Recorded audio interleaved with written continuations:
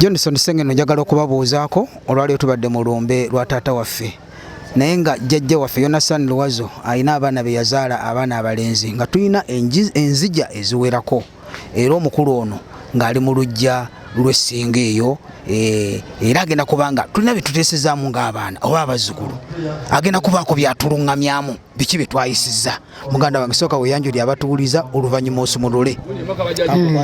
Bannange amannya gange nze Ssebaggala Edison anzaalibwa omugenzi mu biseera Luwama mu Kiganda tuli mu lumbe lwa jjajja waffe oba taata waffe Misairi Kajoba naye twasazeewo butuyina enjija 6 nga buli lujja buli wiiki esembayo tugendanga kunoonya emitwalo 5 tusobole okukola ku bitufaako ebizibu ebigwawo nga tetunoonya bunoonya ssente.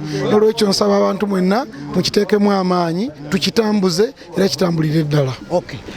Njagala okwebaza ssebo okubeera ng'otindiza olugendo okuva essingo nojja nobeerawo mu lumbe luno olwa taata waffe era n'okuyunga oluganda olwo. Johnson Sengendo bwendo bwasibudde mubeere bulungi mweraba.